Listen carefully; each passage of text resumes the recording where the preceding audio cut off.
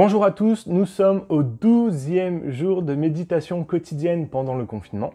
Aujourd'hui, on va répondre à une question Ask Fleshme. Je vous rappelle que pendant toute la durée de ces méditations quotidiennes, vous avez la possibilité de me poser des questions avec le hashtag AskFleshme et j'essaie de répondre régulièrement à ces questions. Encore une fois, je ne pourrai pas répondre à toutes les questions. Il y a certaines questions pour lesquelles j'ai peut-être même déjà répondu en vidéo. Peut-être que c'est des questions aussi pour lesquelles je ne me sens pas prêt d'y répondre parce que j'ai pas la compétence, parce que je n'ai pas l'envie, parce que c'est un sujet trop compliqué. Donc voilà, je vous rappelle que c'est des méditations de 5 minutes. Donc si je veux pouvoir y répondre, il faut que ça soit impactant. Aujourd'hui, donc, on va répondre à cette question, à quoi sert la repentance? C'est une question de Symphoniac,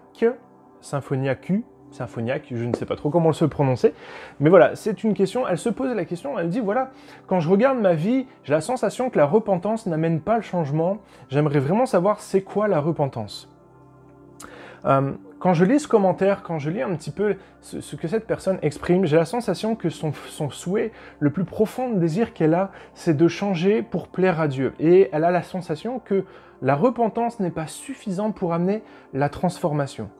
J'aimerais dans un premier temps peut-être faire la distinction entre un remords et une repentance. Un remords, c'est regretter quelque chose que l'on a fait et ce n'est pas amener le changement.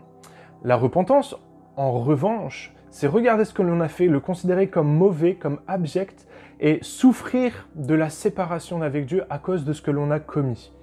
Il y a deux personnages de la parole de Dieu qui ont le même statut, c'est Saül et David, étaient tous les deux des rois. Et d'un côté, on voit que Saül a transgressé les lois de Dieu, les ordonnances de Dieu, il a été pris de remords et ça n'a jamais changé sa vie, ça n'a jamais transformé, et ça a amené plus de destruction dans sa vie, il a été déchu en tant que roi, voilà, il a perdu son statut de roi, sa famille a été déshéritée, et on voit vraiment que Saül, les remords de Saül ne l'ont pas amené à changer. D'un autre côté, on a David. David, lui, il a chuté de la même manière. Il a été couché avec une femme mariée. Il a commis un meurtre il a commis un meurtre. Et on voit que sa repentance a amené un changement, une transformation. Son cœur était profondément tourné vers Dieu. Et c'est vraiment ça le fondement, la différence entre le remords et la repentance, c'est que le remords est profondément tourné vers nous-mêmes et ça nous détruit, ça nous fait mal, tandis que la repentance est tournée vers Dieu et c'est Dieu, par le Saint-Esprit, qui agit en nous et qui amène une transformation. La vraie repentance emmène le changement. Prendre conscience qu'une chose n'est pas bonne ne suffit pas à amener le changement. Il faut également s'appuyer sur le Saint-Esprit en nous pour opérer une transformation. J'aimerais vraiment que tu puisses prendre conscience que simplement dire « ça, c'était pas bien », ça suffit pas. Il faut t'appuyer sur le Saint-Esprit, développer ta relation avec lui, développer ton intimité avec Dieu, développer ta connaissance de la parole de Dieu pour que la repentance que tu vas formuler amène du changement dans ta vie. Ce que ça risque, si tu restes juste sur un remords que tu as pour quelque chose que tu as fait, ça amène de la destruction, ça n'amène rien de bon. Et on voit Judas a été pris de remords et il s'est suicidé. Et donc, j'aimerais vraiment t'encourager à prendre conscience que la repentance doit amener le changement. Alors, comment est-ce que la repentance peut amener du changement? Tout simplement parce qu'elle va s'appuyer sur le Saint-Esprit.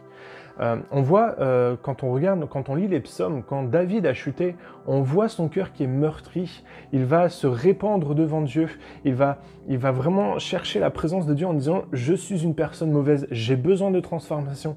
Il va s'appuyer sur le Saint-Esprit qui va opérer une transformation en lui, qui va aussi opérer une guérison par rapport à ce qu'il a commis.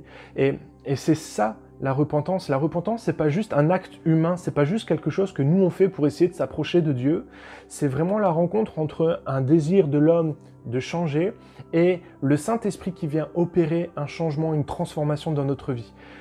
Seule la repentance, si on veut chercher la repentance seule, on risque de rester au remords. Mais si le Saint-Esprit vient nous transformer, vient nous changer, alors c'est là qu'intervient une vraie repentance, qui amène une transformation et un changement de vie. Voilà, j'espère avoir répondu à la question. C'est une question qui est assez compliquée. N'hésite pas aussi à aller voir la dernière vidéo, enfin le culte de dimanche qu'on a eu à l'église La Pépinière. Le pasteur Olivier Comtesse parlait justement de la repentance, ce que c'était, la différence entre remords et repentance. Voilà, il a une bonne prédication. Donc je t'invite à aller voir la chaîne de La Pépinière, de l'église La Pépinière, et de voir la mauvaise foi dans la repentance, si tu veux aller plus loin dans cette réflexion.